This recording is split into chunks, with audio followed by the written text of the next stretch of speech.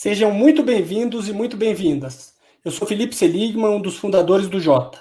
Somos uma empresa de jornalismo e tecnologia que tem como missão tornar as instituições mais previsíveis. Fazemos isso através de um site, o Jota Info, e de uma plataforma, o Jota Pro, que reúne informações, análises e dados sobre assuntos jurídicos, regulatórios e político-institucionais. Nosso público é formado por profissionais que precisam entender o que está acontecendo e o que vai acontecer, de forma técnica e profunda. Mas acreditamos que também faz parte da nossa missão aproximar universos tão diferentes, conectar ideias para tentar explicar como as coisas funcionam. E por estarmos tão dentro desse acompanhamento institucional e, ao mesmo tempo, sermos nativos digitais, sabemos que existe a necessidade da construção desses diálogos. E é por isso que decidimos promover essa conversa. Conversa sim, porque nem tudo precisa ser um grande embate. Um bom papo, às vezes, é a melhor opção. Fico muito feliz de anunciar agora os nossos convidados de hoje e desde já agradeço imensamente a presença dos dois.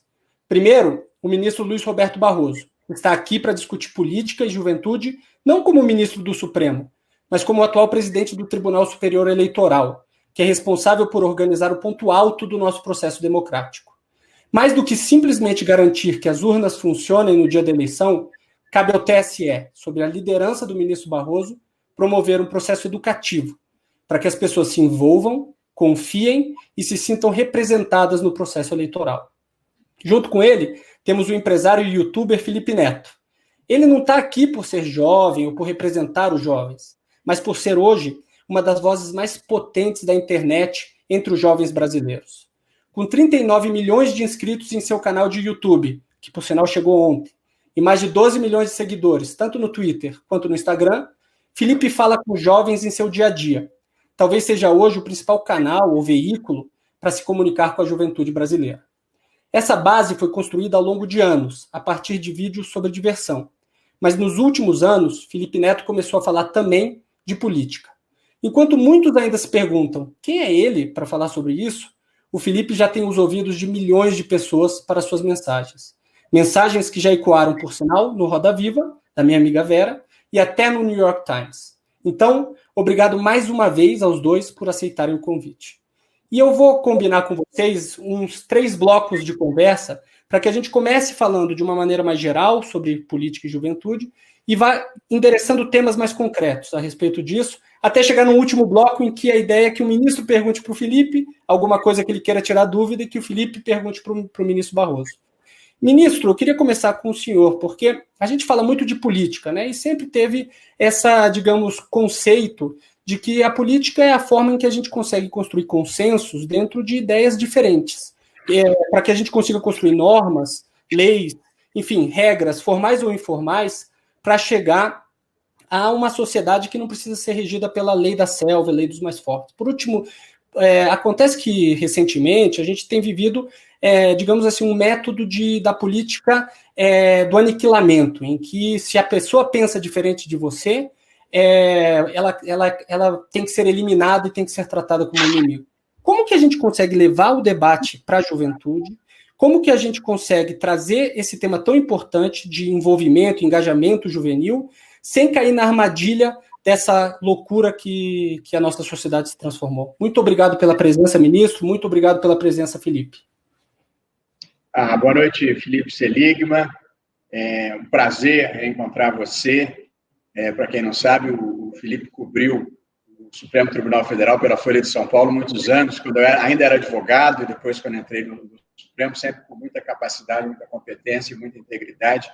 E é um prazer ver o sucesso que vocês fazem com o Jota, que eu vi nascer. E o Felipe Neto, que eu conheci mais recentemente, eu faço parte da juventude, mas eu sou jovem há muito tempo. Tanto para ver esse contato com essa penetração do Felipe, essa capacidade imensa que ele tem de atrair jovens e de fazer um discurso de conscientização dentro da perspectiva que ele tem num mundo que é plural e no qual todas as vozes que atuam de boa fé e sem violência merecem ser ouvidas e tratadas com respeito e com consideração. Sua pergunta Felipe Seligman, tem duas dimensões. A primeira é a questão da juventude e a segunda, a questão da polarização. Eu começo pela questão da juventude. Ocorreu no Brasil, em parte, a meu ver, por conta do regime militar, um hiato na vida brasileira. Os jovens não se interessaram pela política. E, portanto, ficou um vazio em que a política ficou sendo uma coisa de pessoas bem veteranas ou, no máximo, de pessoas que, por sucessão hereditária, acabavam se envolvendo com a política. Eu sou professor há 40 anos, eu tenho dezenas de alunos na magistratura, no Ministério Público, no Itamaraty, na Polícia Federal, na Defensoria Pública. Na política, eu só tenho um, que é o Fábio Tradi, por acaso, a quem quero muito bem. Portanto, nós precisamos trazer jovens idealistas e patrióticos para a vida pública. E essa é uma das campanhas institucionais do Tribunal Superior Eleitoral. Eu considero que a política feita com idealismo, com patriotismo e com compromissos com o interesse público é uma das atividades mais nobres a que alguém nessa vida pode se dedicar. O que aconteceu no Brasil é que os jovens idealistas não foram para a política, muitos foram para o judiciário, para o Ministério Público, para a Polícia Federal, e aí querem mudar o mundo a partir de lá, com a judicialização.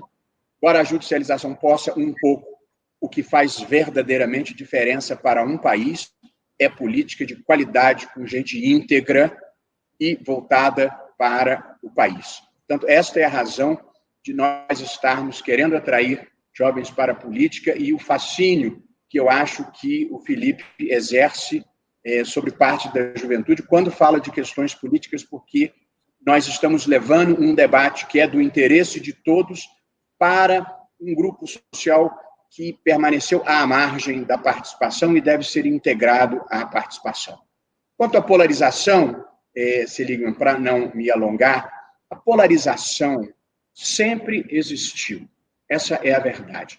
Desde quando, em 1787, os Founding Fathers americanos construíram aquele sistema democrático com base numa Constituição escrita, eles queriam acabar com o que eles chamavam de facciosismo, com as facções. Não conseguiram. E já na sucessão do George Washington, você tem o John Adams com os federalistas e o Thomas Jefferson com os republicanos, e já dali você tem dualidades na vida. É da natureza humana e sempre vai existir. Eu sou da geração que conviveu com um embate radical entre socialismo e capitalismo, entre economias planificadas e livre mercado. E era uma polarização bastante radical. Portanto, só não existe polarização onde existem ditaduras, onde existe autoritarismo, porque aí você sufoca o outro lado. Portanto, o meu problema não é que existam conservadores, liberais ou progressistas, porque a democracia tem espaço para todo mundo. O que nós precisamos no Brasil é acabar com esta incapacidade de as pessoas diferentes debaterem ideias e argumentos e imediatamente passarem a atacar o outro. Quem pensa diferente de mim não é meu inimigo, não é meu adversário, é meu parceiro na construção de um mundo plural numa sociedade aberta. De modo que a razão de eu estar aqui e o empenho que eu estou fazendo é para que o debate público seja um debate de ideias, de argumentos, de esforços pelo Brasil, e não essa tentativa de desconstruir o outro, de desqualificar o outro, essa ideia de que quem pensa diferente de mim só pode ser um idiota completo ou estar a serviço de alguma causa sórdida. A vida civilizada não é assim. Portanto, eu faço parte de um esforço que considero decisivo para o Brasil, de fazer com que os diferentes se tratem com respeito e consideração, como a vida civilizada deve ser.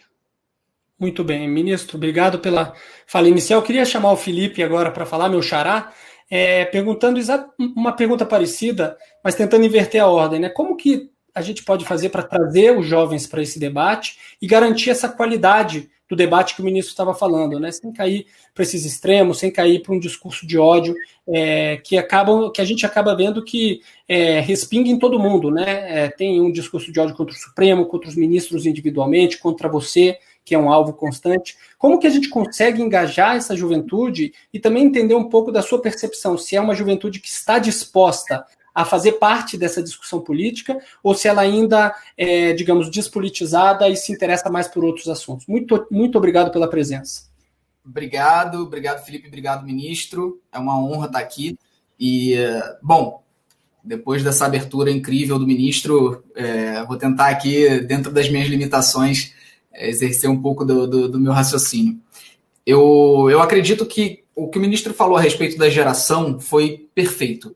É algo que eu venho falando já há bastante tempo também, e que eu acredito que ver alguém, né, que passou por esse período e que pode falar com propriedade é fundamental. A ditadura, ela foi muito destruidora para o Brasil, e uma das coisas principais que a ditadura trouxe foi o pós-ditadura, e muito pouca gente fala, ou reverbera, ou discute sobre isso, né? Sobre o quanto a ditadura ela não foi o problema apenas do período em que ela aconteceu, mas também das consequências que ela deixou, as consequências graves que ela deixou no Brasil, as cicatrizes que ficaram.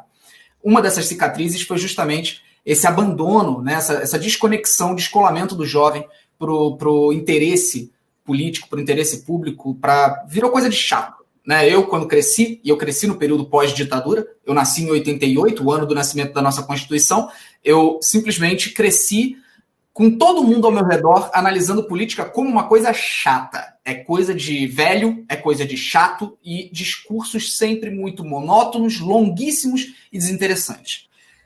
Com o passar dos anos, as gerações elas vão mudando, né? E novas gerações vão surgindo, pessoas jovens vão surgindo e vão questionando certas coisas. E o jovem tem uma coisa que eu gosto muito, sei que ainda sou jovem, mas agora eu já tenho outra geração para chamar de jovem. O jovem tem uma coisa que eu gosto muito, que é a rebeldia. Eu acho que o jovem, a função dele, além de... Eu gosto de brincar que jovem, além de encher um pouquinho o saco de quem é mais velho, ele é rebelde, ele é disruptivo, ele quer mudar as coisas. O jovem quer mudar o mundo. E isso é uma coisa que o jovem precisa ter e precisa trazer para dentro do ambiente político, para dentro do debate, para dentro das discussões do que os cercam.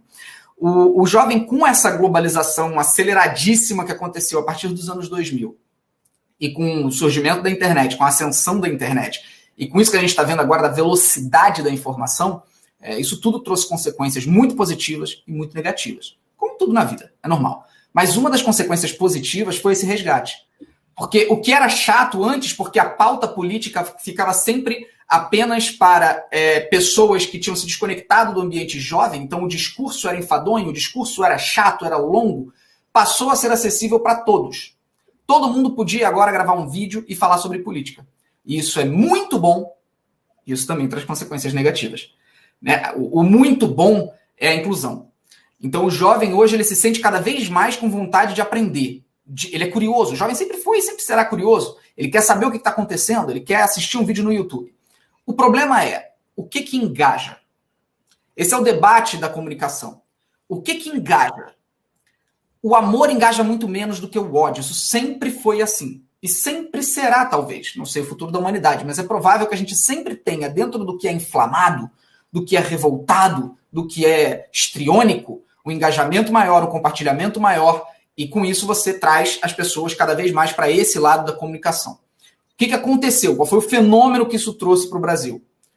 Um fundamentalismo e uma radicalização que passou a compor a mente dessa galera. Através de canais de YouTube, páginas de Facebook, depois grupos de WhatsApp, Telegram, etc. E virou toda essa bola de neve que a gente está vendo. Enquanto progressistas ou pessoas mais, até conservadores, mais ponderados, mais com vontade de dialogar, de conversar, passaram a ficar escanteados, porque o diálogo engaja menos, você teve pessoas gritando, pessoas xingando, pessoas berrando e babando, ganhando muitos seguidores e promovendo esse ódio, essa raiva, essa inflamação.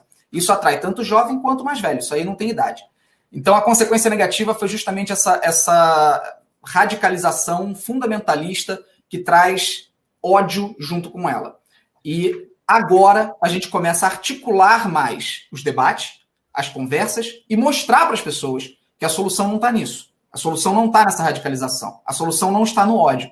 A solução está no diálogo. Eu acho que a gente vai mudando de pouquinho em pouquinho até que a próxima geração já comece a repudiar esse ódio e esse sangue nos olhos que leva as pessoas para um caminho de radicalização. Eu espero que esse seja o futuro breve para o nosso país.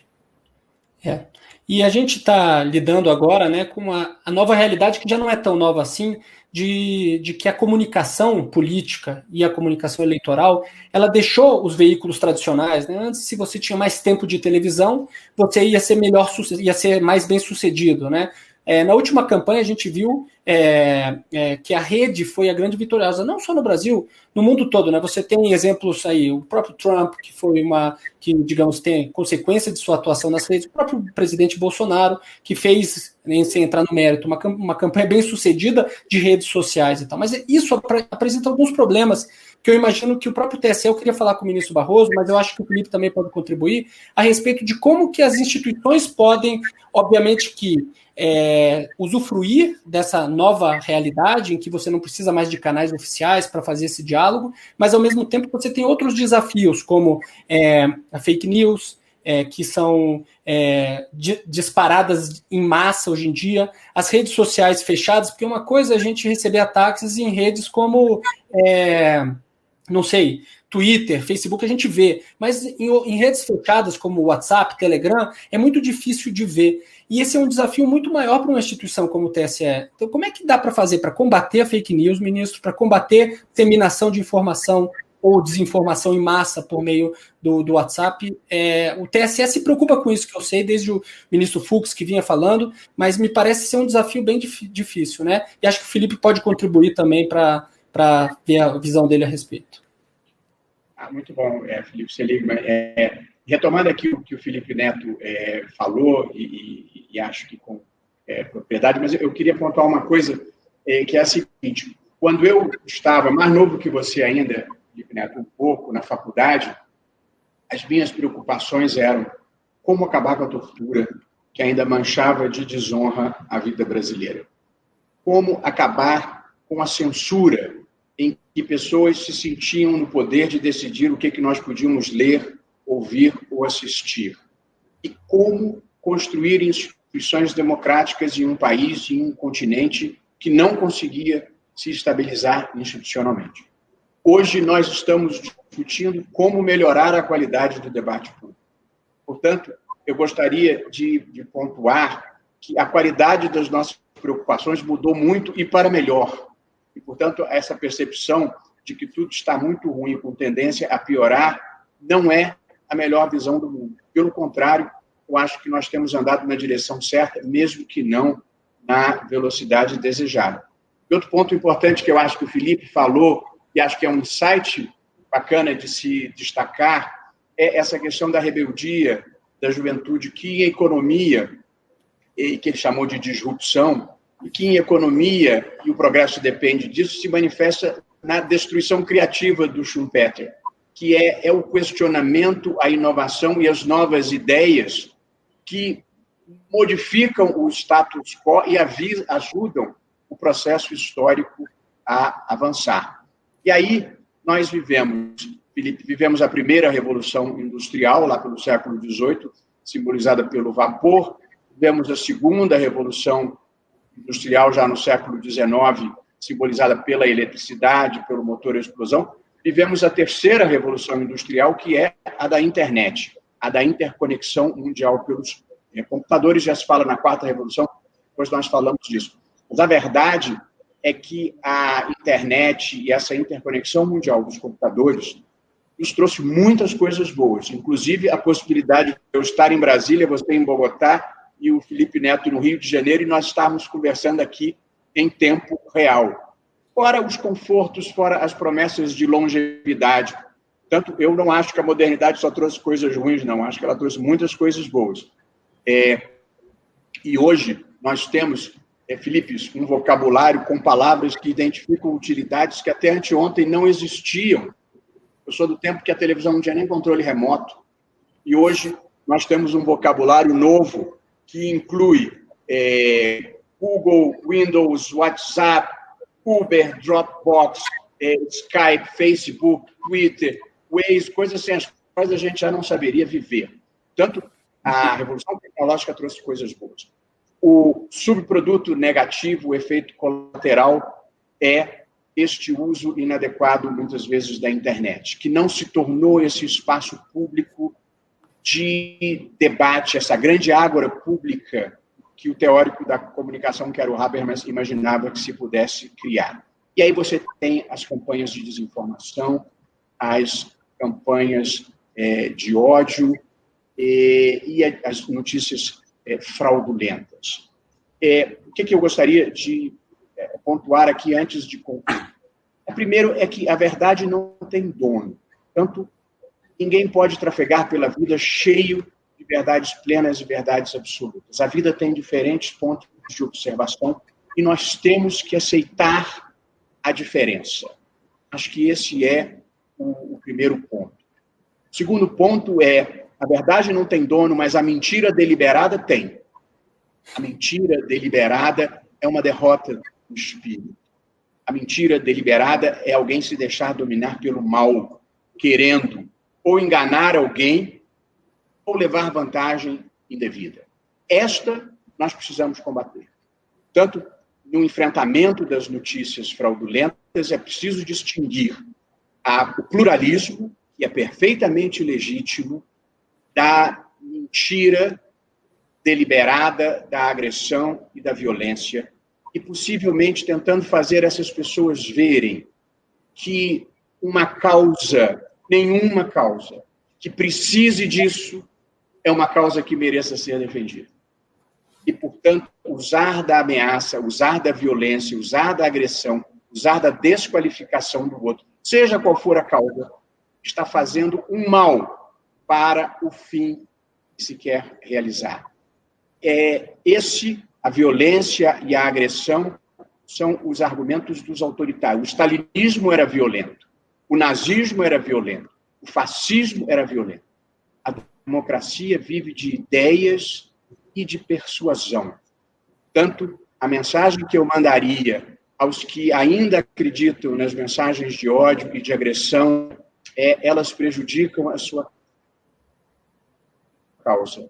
Portanto, coloque os seus argumentos na mesa, com lisura e honestidade de propósitos, que eles terão muito mais chance de prevalecerem. Se vocês me permitem, eu queria pegar esse gancho para emendar. Você perguntou sobre solução, né, Philipp Seligman, sobre qual seria uma possível solução a respeito disso. E eu vejo muita gente debater o problema, mas poucas pessoas debaterem esse ponto da solução. E, mais uma vez, o ministro foi preciso. E eu pego o gancho do que ele disse para passar o seguinte: dentro dos nossos estudos e de todo o mergulho que nós estamos fazendo, né, do lado de cá, com o nosso departamento de inteligência e tudo que a gente está fazendo para entender o que está acontecendo na internet brasileira nesse momento e como o ódio está se disseminando, uma certeza que já está muito clara, que já é consenso, é que esse ódio ele é articulado, ele tem comandantes, ele tem pessoas que ordenam, mas ele depende da ignorância do povo que vai se permitir ser controlado por esse ódio. Então você tem um sistema piramidal, onde você tem o topo da pirâmide, até um segundo ou terceiro nível, de pessoas realmente conscientes do que estão fazendo, que sabem que estão inventando mentiras, que sabem que estão inventando prints falsos, vídeos manipulados, mal editados, né, editados com maldade, no caso. E a partir daquela segunda ou terceira camada da pirâmide, você começa a atingir uma massa de pessoas aos milhões, que não é mal intencionada, que não acha que está fazendo mal, e que é convencida. Ela é convencida a disseminar aquela maldade por acreditar que está lutando pelo bem. E por que isso acontece? Porque não houve, em nenhum momento do Brasil, educação digital. Nós não ensinamos as pessoas como usar a internet. A internet foi jogada e falado, se virem. Aprendam a usar, aprendam a mexer. Uma pessoa hoje, que começou a usar a internet há 2, 3 anos, o que é uma quantidade esmagadora no Brasil, uma esmagadora maioria começou a usar a internet de 10 anos para cá no Brasil, uma pessoa tem dificuldade de entender o que é uma notícia do jornal O Globo, do Estadão, da Folha, e o que é uma mensagem de WhatsApp, porque a mensagem de WhatsApp chega com o título em negrito, chega totalmente formatada como uma notícia real. Ela não entende que aquilo não é uma notícia. Vejam bem, ninguém é burro. As pessoas são apenas ignorantes. Elas não foram ensinadas a usar a internet. Então, a necessidade de educação digital para o nosso país é latente e urgente. Porque se a nossa população fosse instruída sobre como utilizar o WhatsApp, o Telegram, como não se permitir convencer por discursos de ódio, por mensagens falsas, por notícias fraudulentas, essas pessoas estariam blindadas e poderiam ter muito mais conscientização na hora de passar uma coisa adiante. Mas nós não passamos por essa etapa no Brasil. Nós não tivemos essa educação digital. Então, a solução, ela demora, mas ela está enraizada na educação. A gente precisa começar a ensinar as pessoas a como utilizar a internet, a como utilizar a mensageria privada, a como não se permitir tornar massa de manobra para um radicalismo violento que busca, através do ódio, destruir reputações e implementar a sua noção de verdade, moral e bons costumes. Essas pessoas precisam entender que o ódio, a violência, os ataques, eles fazem uma vítima hoje e amanhã a vítima pode ser alguém da família delas ou elas próprias. O ódio sempre vai explodir para todos os lados, ele nunca vai conseguir se concentrar em apenas um ponto. Ele sempre vai se espalhar, porque o ódio é como um vírus, ele espalha. E no meio de pandemia fica ainda mais fácil de entender. Quanto mais ódio você joga, mais ódio você recebe. Quanto mais ódio você espalha, mais ódio vai ter por todos os lados. Então a gente precisa instruir as pessoas a usarem a internet com mais consciência e menos ódio, menos radicalização. Eu acredito que esse seja o caminho para a gente vislumbrar uma solução para o problema. Perfeito. Isso, um comentário antes. Opa, claro, ministro. Por favor, vocês que... Não, nessa linha que o Felipe Neto falou, e que eu endosso inteiramente, mas era um ponto. Você tinha perguntado como combater as fake news. O primeiro ponto que eu gostaria de destacar é que o judiciário só residualmente consegue enfrentar as fake news, por 3 razões. A primeira, a simples qualificação, Felipe, do que seja fake news é difícil e o judiciário não pode nem deve querer ser o censor do debate público. Portanto, há um primeiro problema. O segundo problema é que os ritos do judiciário são incompatíveis com a velocidade com que as notícias circulam na rede social. Portanto, a gente não conseguiria chegar a tempo. E terceiro, muitas vezes, as notícias fraudulentas vêm de servidores de computadores que estão fora do Brasil e a gente não tem jurisdição extraterritorial. Por essa razão, o Felipe tem destacado isso em falas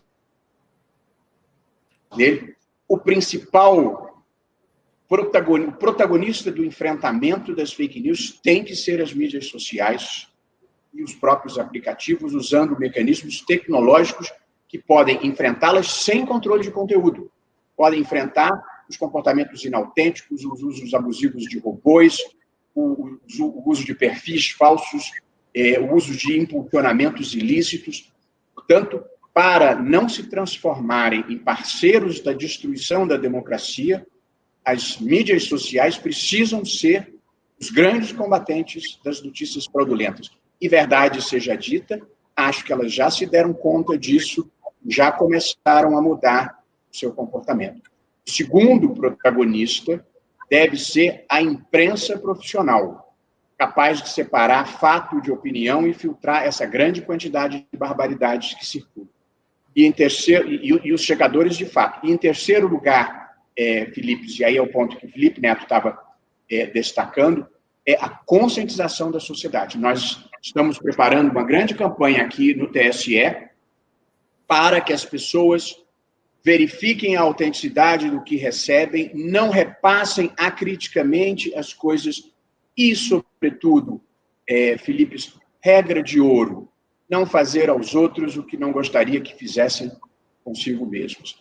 E, portanto, não dá para você repassar a notícia fraudulenta que prejudica o candidato que você não gosta e depois ficar indignado quando fazem a mesma coisa com o candidato da sua preferência.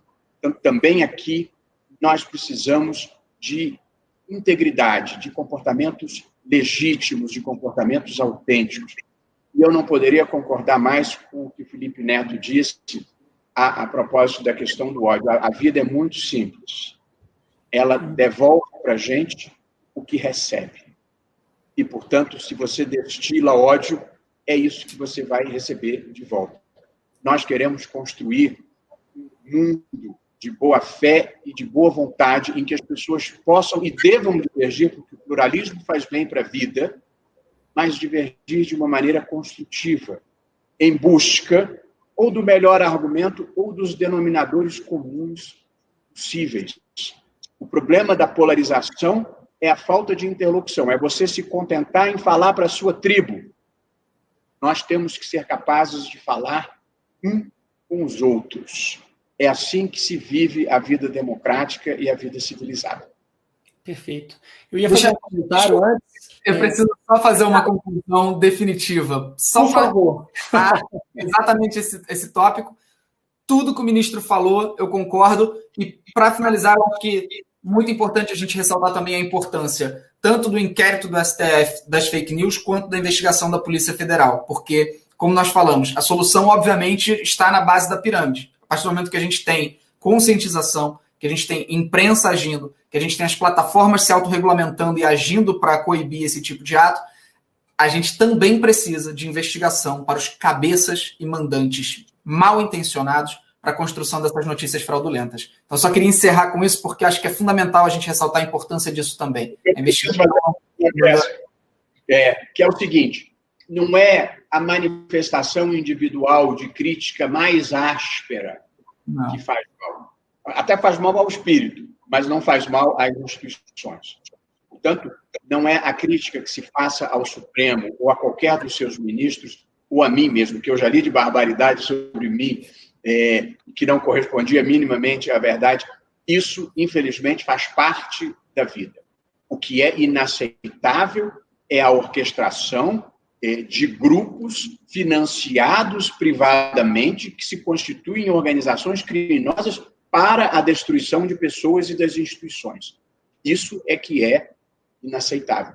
A liberdade de opinião é intangível, mas o esforço concertado para destruir a democracia tem que reagir em legítima defesa.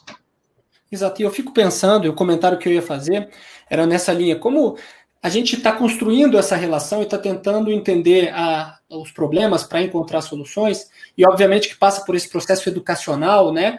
Mas essa geração que está crescendo nesse ambiente, que está se politizando nesse ambiente, a gente tem como recuperar essas pessoas que estão aprendendo dessa maneira? Como fazer o caminho inverso? E a outra pergunta que eu já faço aqui, já que eu já percebi que a conversa é bem dinâmica, então eu já vou soltar duas ao mesmo tempo, a gente está vendo também reação do Congresso, então lei da fake news, tentativas de coibir, de ir atrás e tal. O ministro falou que a competência da justiça é residual. Eu fico pensando, me parece que é claro que há necessidade de algum tipo de regulamentação para combater essas notícias fraudulentas, né? Vamos botar com um nome que eu acho que é perfeito, que o ministro Luiz Roberto Barroso coloca.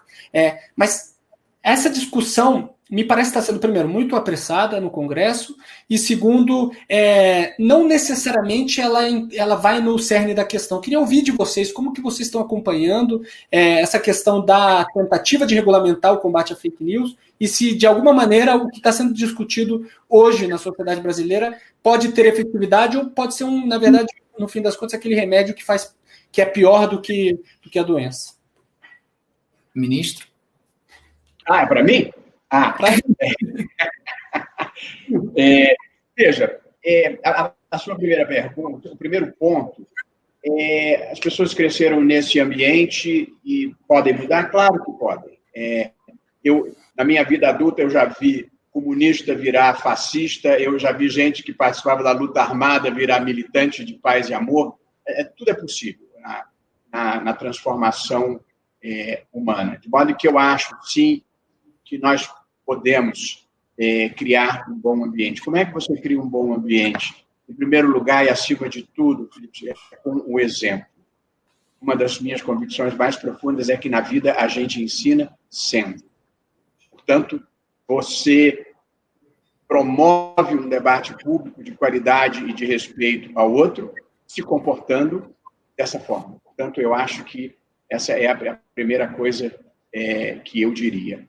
Eu tenho dificuldade de comentar esse projeto, sobretudo se ele, pela probabilidade dele chegar no Supremo. Primeiro, as pessoas que eu sei que atuaram nele, como o Felipe Rigoni, a Tabata, e o senador Alessandro Vieira. Eu não tenho nenhuma dúvida das boas intenções e da necessidade de nós enfrentarmos esse problema. Agora, talvez esse ponto de que precisamos de mais debate público, talvez, no Marco Civil da Internet, por exemplo, que o deputado Alessandro Molon conduziu, o debate público foi bem aprofundado.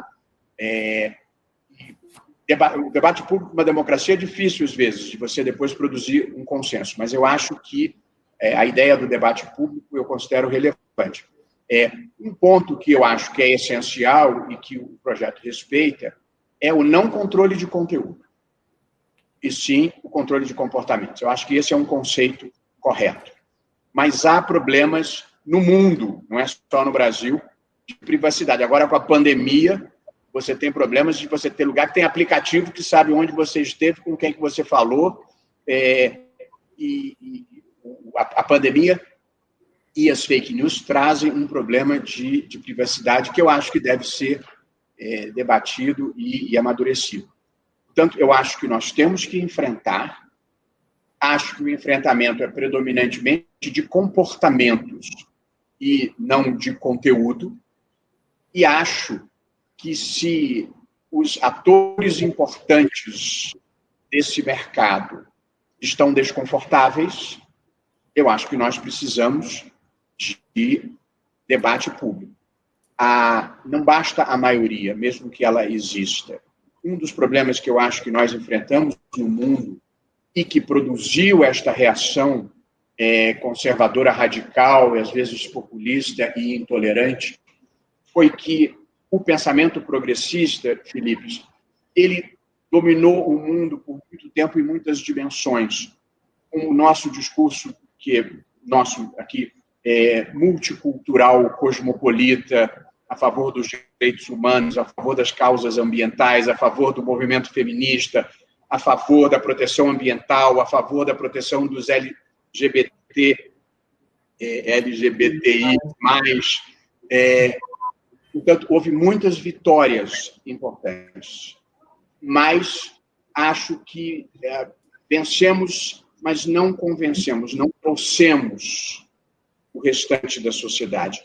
E houve o que os americanos chamam de backlash, houve uma reação dos que se sentiram excluídos.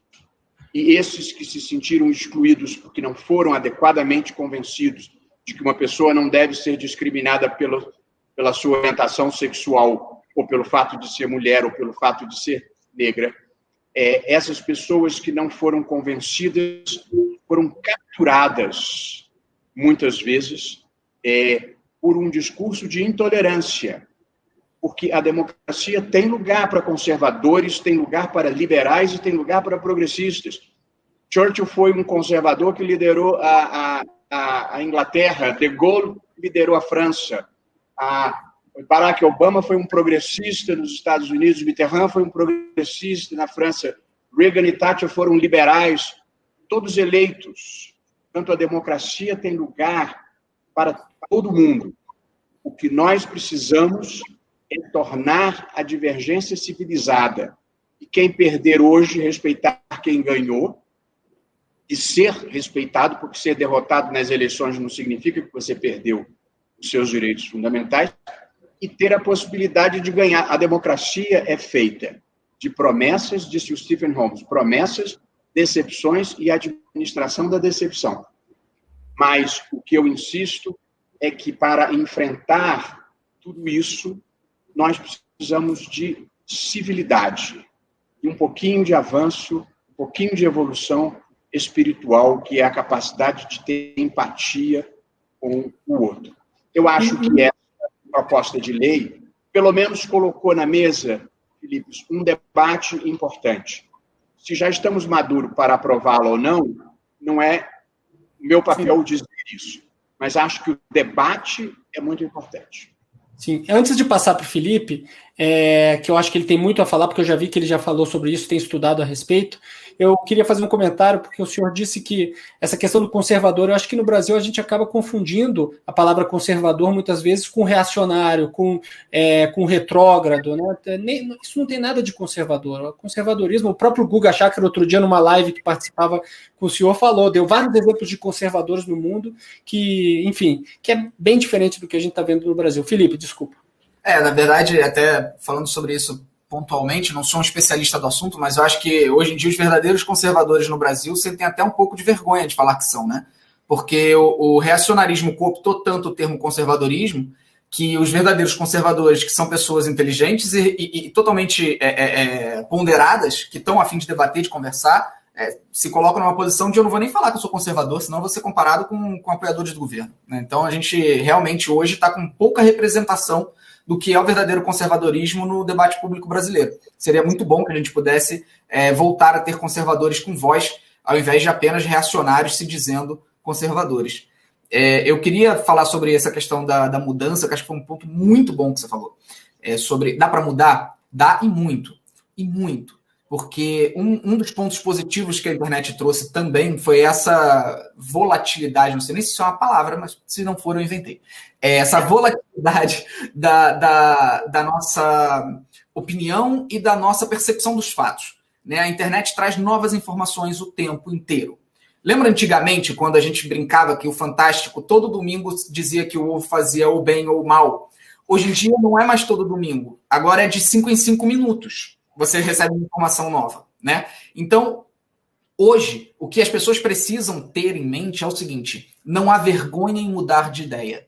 E isso é uma mensagem que a gente precisa passar adiante cada vez mais. Acabar com essa perseguição da hipocrisia, a perseguição dos que mudam de opinião, como se todos aqueles que mudam de opinião fossem hipócritas. Hipocrisia não é mudar de opinião. Hipocrisia é pregar uma coisa e fazer outra. Agora, quando você muda a sua opinião, você apenas passou por uma transformação. E transformar faz parte da essência humana. Se você é exatamente a mesma pessoa que você era no ano passado, se você é a mesma pessoa que você era 3 anos atrás, colocar um pouquinho mais de tempo, você está vivendo provavelmente de uma maneira um pouco errada, na minha concepção de mundo, aqui falando como Felipe Neto, tá? A nossa busca por evolução, por estudo, por mudança, ela é constante, faz parte da nossa essência. Então eu acho que não há vergonha. Se você hoje se identifica com esse discurso raivoso, odioso, e está encontrando lógica nas coisas que a gente está falando nessa live, saiba que não há vergonha você mudar de ideia. Não há vergonha você sair dessa bolha. Também não há vergonha passar a ser odiado por essas pessoas. Porque é um reflexo natural. Se você sair do grupo de ódio, é muito provável que esses odiosos passem a odiá-lo também. Então, não há vergonha nisso. É importante que você entenda que você pode mudar, que você pode pensar diferente. Esse é o primeiro ponto. E eu sou uma prova viva disso, todo mundo sabe da quantidade de transformações que tive ao longo desses últimos 10 anos de vida exposta na internet e de quanto eu lutei para evoluir, para amadurecer, para chegar até aqui, e não tenho a menor dúvida que daqui a 10 anos vou estar também falando do quanto lutei para evoluir e amadurecer de quando eu estava aqui. E a outra pergunta a respeito do PL. Eu tenho participado ativamente, na medida do possível, a respeito do PL que está circulando, né? Passou pelo Senado, agora está na Câmara, e converso bastante com os deputados envolvidos, tenho um bom diálogo tanto com a Tabata quanto com o Rigoni, um bom diálogo com o Orlando Silva, com o próprio presidente da Câmara e com outras pessoas envolvidas no processo. Fiz algumas lives, lives até internas junto com representantes, né, de determinados partidos e políticos para tentar elucidar algumas questões a respeito desse PL, que na minha concepção, e aqui agora eu falo como eu tiro o chapéu Felipe Neto apenas cidadão brasileiro debatendo e coloco um pouco o chapéu de especialista, porque é a minha área de atuação, de estudo e de prática, que é a comunicação. O PL, como está hoje, é muito perigoso. Ele representa uma certa ameaça para a nossa liberdade dentro da internet. A gente não pode dar um tiro de bazuca para matar uma formiga. Mesmo se você tiver 8 milhões de formigas por tudo que é canto, você não pode sair dando tiros de bazuca, porque você vai destruir a sua casa. Então, hoje o projeto de lei está muito parecido com tiros de bazuca. Você precisa compreender o contexto no qual você está inserido e debater sobre o assunto. O Marco Civil da Internet levou 4 anos para ele, de fato, ser debatido, entendido, compreendido, com muitos debates públicos, com muitas pessoas convidadas, até que de fato saísse um projeto que se tornou referência mundial. foi o Marco Civil da Internet, muito bem elaborado no Brasil. Pode ser evoluído? Sempre. Tudo na vida pode ser melhorado, pode ser aprimorado, tudo, sempre. Mas foi um trabalho feito com responsabilidade. Nesse momento, esse projeto de lei, não vou nem entrar em minúcias, eu vou só falar uma coisa. A gente tem um projeto onde as vítimas estão legislando a respeito do projeto de lei. Então, quando você tem os próprios deputados e senadores sendo vítimas das fake news, né, das notícias fraudulentas, você tem uma reação muito mais contundente, você tem muito mais pressa e você tem pessoas que acabam, muitas das vezes, agindo de maneira precipitada. Não estou falando que são todos, nós temos pessoas muito competentes ali dentro, pessoas com quem eu converso regularmente. O Orlando Silva está fazendo um trabalho fundamental no debate e na busca por tentar unir as peças ali dentro da Câmara dos Deputados, mas a pressa com que o projeto passou pelo Senado é preocupante. Você não pode querer legislar acima de um tema tão sensível, que o mundo inteiro não conseguiu legislar ainda, não tem um único país no planeta Terra hoje que tenha conseguido passar uma lei eficaz a respeito de fake news, desinformação e discurso de ódio. Você não pode querer legislar em 1, 2 meses a respeito disso. Então, a gente precisa pisar no freio. É preciso discutir, é preciso debater. Esse é o meu pedido para a Câmara dos Deputados, Senado brasileiro, para o Congresso todo, que realmente a gente possa conversar um pouco mais antes que decisões sejam tomadas. Eligma, posso dar uma palavrinha? Claro. Ainda sobre a possibilidade das pessoas mudarem, me ocorreu aqui um exemplo extraordinário, que foi o do Nelson Mandela, que era do Congresso Nacional Africano, era um anticomunista, teve preso muitos anos, não se embruteceu, saiu da prisão e liderou talvez o processo mais extraordinário que tenha acontecido no mundo de pacificação, que foi o fim do apartheid na África do Sul. Portanto, ele se reinventou para ser o artífice de uma pacificação possível depois de tantos anos de ódios mútuos. Sobre a questão do projeto em si, vocês vão de entender, eu tenho menos liberdade de expressão do que tem o Felipe Neto e você mesmo, Seligman. Eu sou um juiz, portanto, eu não posso ter lado, eu preciso ouvir todos os lados e manter sempre a minha imparcialidade. Por isso, eu, sobre algumas questões, tenho que me manifestar muito parcimoniosamente, porque esse é o meu dever. Mas eu concordo que uma questão decisiva e transformadora como essa de enfrentamento das fake news precisa amadurecer. Quer dizer, as coisas na vida têm um tempo de amadurecimento. Eu tinha um amigo que gostava de dizer que se um homem casar com 2 mulheres ao mesmo tempo, ele não consegue fazer um filho em 4 meses e meio. Ou seja, a vida tem um ciclo natural de evolução e que, às vezes, a nossa ansiedade gostaria de alterar, mas não consegue. Portanto, é possível que este seja um debate que ainda não esteja maduro o suficiente para ser convertido em lei. Pode ser, eu não posso dizer, não posso interferir diretamente no debate político, digamos assim. Perfeito. A gente tem mais 12 minutos. Eu queria ir encaminhando para o último bloco, em que cada um de vocês faz pergunta para o outro, mas antes eu queria fazer uma pergunta para o Felipe, se puder responder rapidamente. O quão real é a rede, se a gente analisar, o que a gente consegue extrair do digital e ir para o mundo real? E eu vou te fazer uma pergunta. Eu sei que você ganhou esse status de ator político um pouco de uma maneira que você não quis, você não pediu para ser, você foi transformado a esse ator político, e você mesmo já disse várias vezes que não vai se candidatar e nem pensa em se candidatar.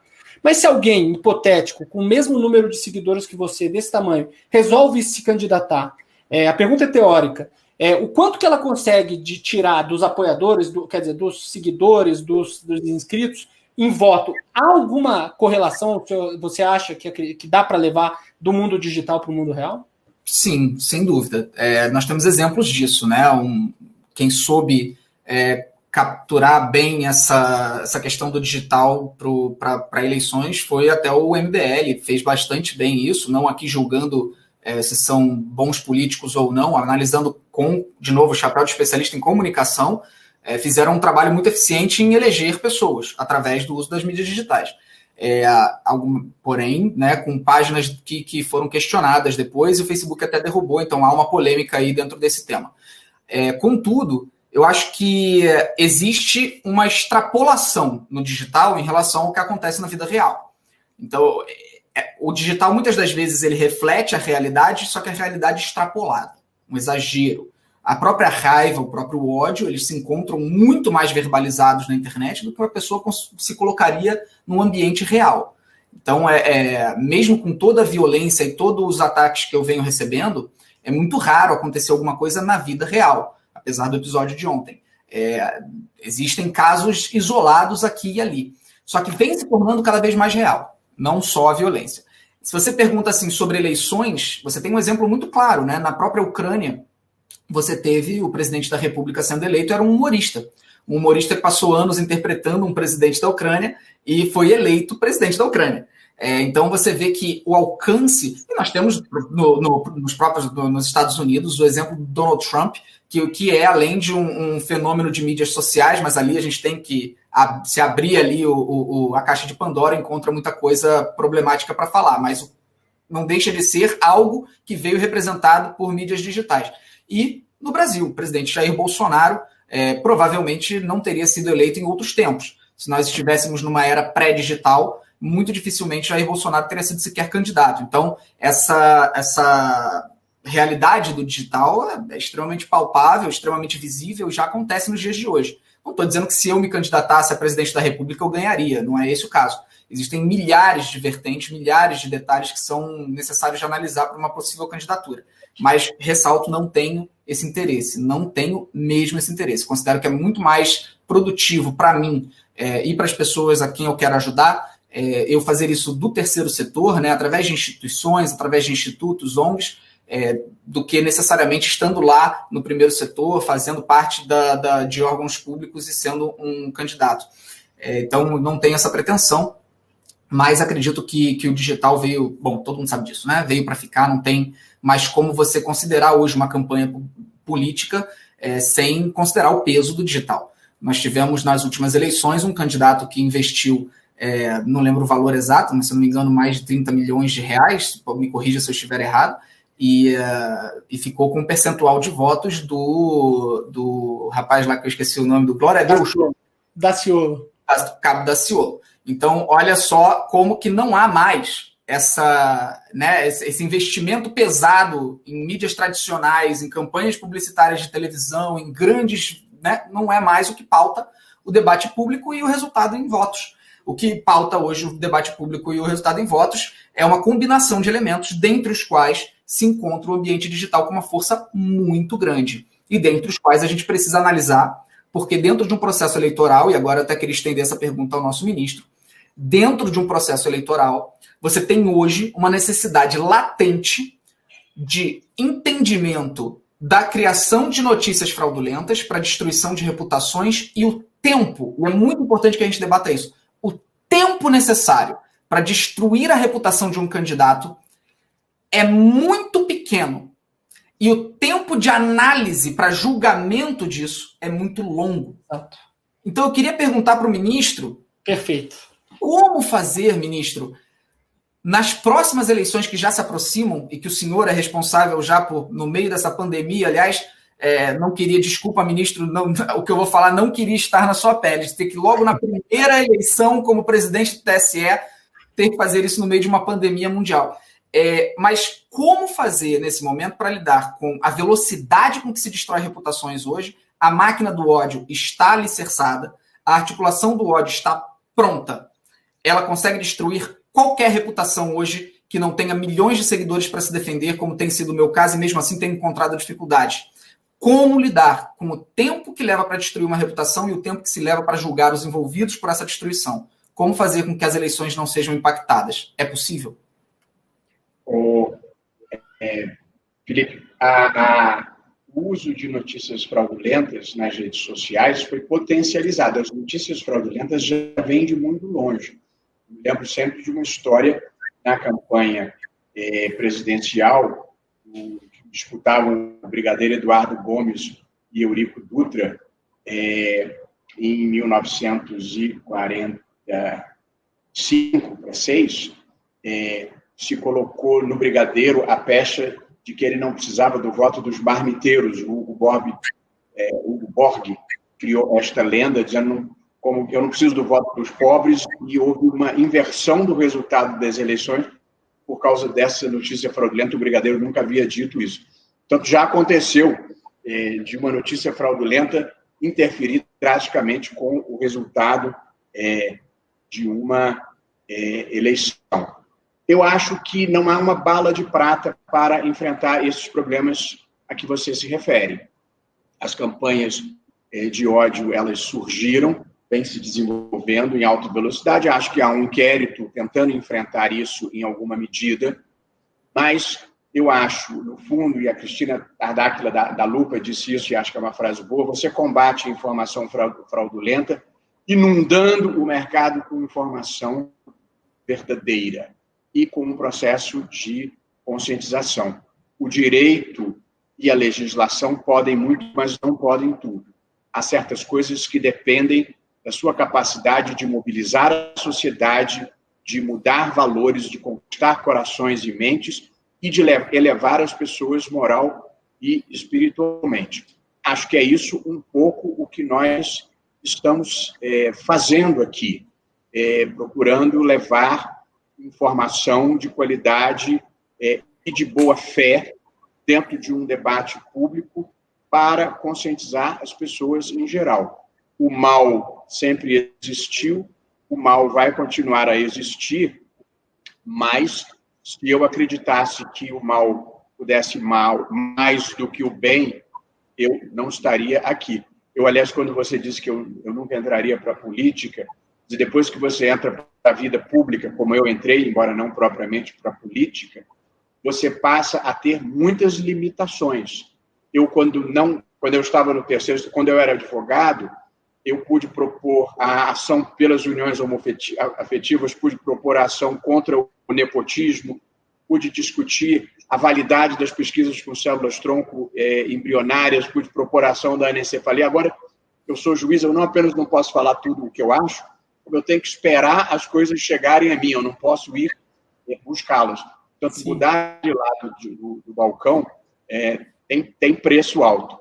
Eu queria perguntar para você, Felipe, como você acha que pode levar esse processo de conscientização da juventude para as causas agregadoras e não as polarizadoras, como, por exemplo, educação básica, investimento em ciência e tecnologia, proteção ao meio ambiente, elevação da ética pública.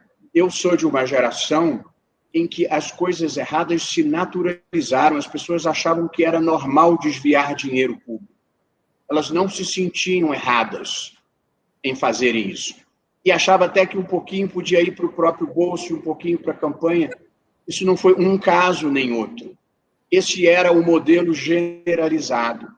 Quando que eu gostaria de saber que papel uma pessoa que tem 40 milhões de seguidores, que é uma coisa extraordinária, como você vê o seu papel, não nas ideias que, evidentemente, você pode professar, sejam quais forem, mas nas ideias agregadoras, capazes de construir uma agenda comum para a juventude, uma agenda que pessoas de um lado ao outro do espectro político possam participar, porque é uma agenda patriótica para o Brasil. Olha, como eu queria que a gente tivesse 3 horas aqui para conversar, era o meu grande desejo. Eu realmente, ministro, sinto que há uma responsabilidade gigantesca em se ter 39 indo para 40 milhões no YouTube e trato isso com muita seriedade. O meu primeiro comprometimento é o de não atrapalhar. Eu acho que tem que ser sempre o primeiro comprometimento.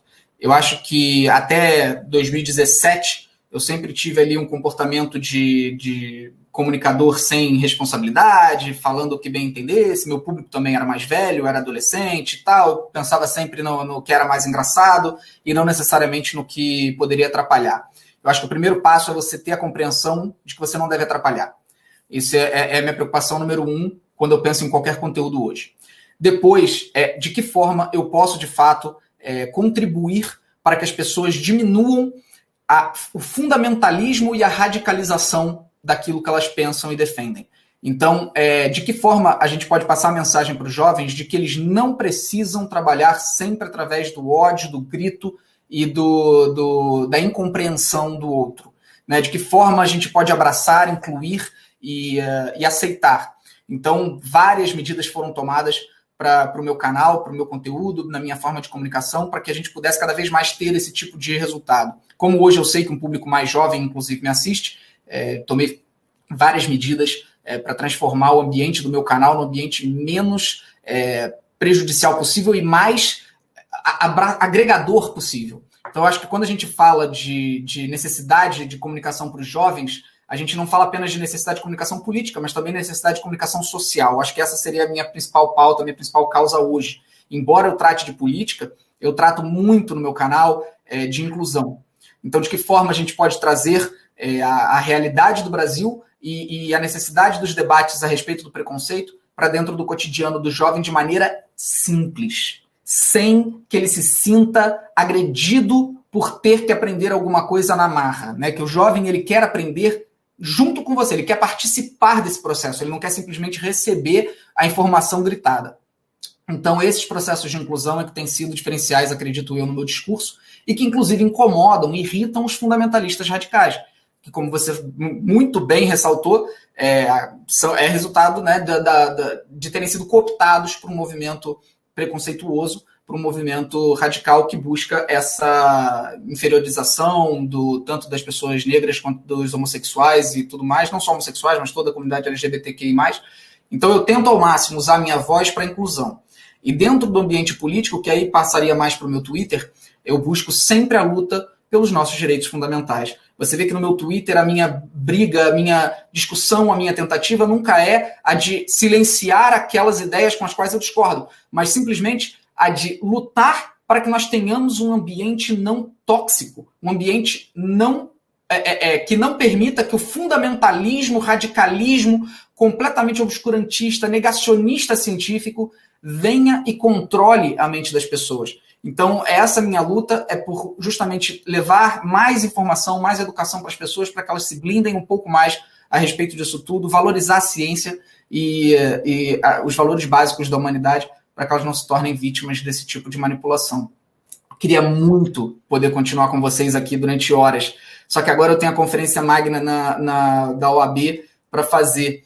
Então, eu quero, do fundo do meu coração, agradecer a vocês a oportunidade. Felipe, foi uma honra que é difícil de descrever, poder falar com o ministro. Ministro, de fato, eu nunca imaginei que estaria aqui. Então, eu quero agradecer do fundo do meu coração por essa porta aberta e agradecer também pelo trabalho que o STF vem fazendo e que a gente precisa valorizar o nosso Supremo Tribunal Federal, ainda mais nesse momento em que a gente tem um Supremo Tribunal Federal recebendo tantos ataques. É fundamental que nós, como sociedade, defendamos, também não sei se isso é uma palavra, se não for, inventei, defendamos a importância da existência e da manutenção do Supremo Tribunal Federal do nosso país. Eu sei que parece absurdo eu ter que falar isso, mas é importante falar. Nós precisamos defender o STF, até mesmo quando discordamos. Podemos criticar, podemos dizer que não concordamos, podemos questionar, mas devemos defender a sua existência sempre. Devemos sempre lutar para continuarem os pilares da democracia. Então, muito obrigado, ministro, muito obrigado, Felipe, pela oportunidade de estar aqui hoje. Felipe. Perfeito, Felipe. Muito obrigado, Barroso. Deixa eu só utilizar o outro Felipe, que é o Felipe Santa Cruz, que é o presidente da OAB. Vai te esperar 2 minutinhos, sem problema. Eu falei anteontem na conferência magna também. É muito bacana, tem quase 100 mil inscritos. Eu sei que para quem tem 40 milhões de seguidores não pode parecer muito, uma conferência da OAB é um sucesso extraordinário e o Felipe Santa Cruz está de parabéns ter conseguido isso. O Felipe Seligman, eu primeiro queria te agradecer também, viu? Foi um prazer e uma alegria participar desse debate com você, que é meu amigo querido há tanto tempo, e o Felipe Neto também. Uma frase boa do Vinícius de Moraes, em que ele diz: a gente não faz amigos, a gente os reconhece. De modo que foi muito bacana estar aqui. e participar desse debate e esse esforço para elevar o debate público, fazer com que o debate seja de ideias e não focado nas pessoas e que se abandone o discurso de ódio, de agressão e de violência e que a gente tenha, que o Brasil precisa, eu tenho repetido isso, eu tenho medo mesmo, mais do que do autoritarismo, eu hoje tenho medo da mediocridade. Nós precisamos de um choque de iluminismo.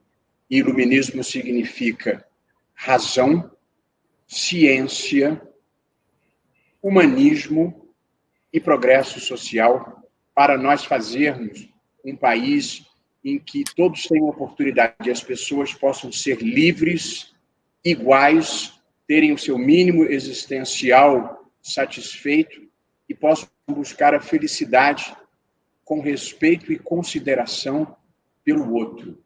Portanto, eu acho que a mensagem final é essa mensagem de empatia e de que quem pensa diferente de mim não é meu inimigo. Nós somos parceiros e podemos construir denominadores comuns para fazermos um país melhor e maior. E esse país, Felipe Neto, está precisando da juventude, está precisando das novas gerações, que sejam conscientes, que se eduquem, que se mobilizem e que nos ajudem a deixarmos de ser esse país de renda média em que o futuro vem sempre sendo adiado. Nós precisamos, com alguma urgência, construir um novo futuro. Felipe Seligman, sócio do Jota, grato de coração por essa oportunidade. Abraço grande para vocês. Eu que agradeço imensamente. Eu acho que o recado é por mais vacina, que a gente encontre a vacina e por menos discussões terraplanistas, né? Muito obrigado, Felipe Neto.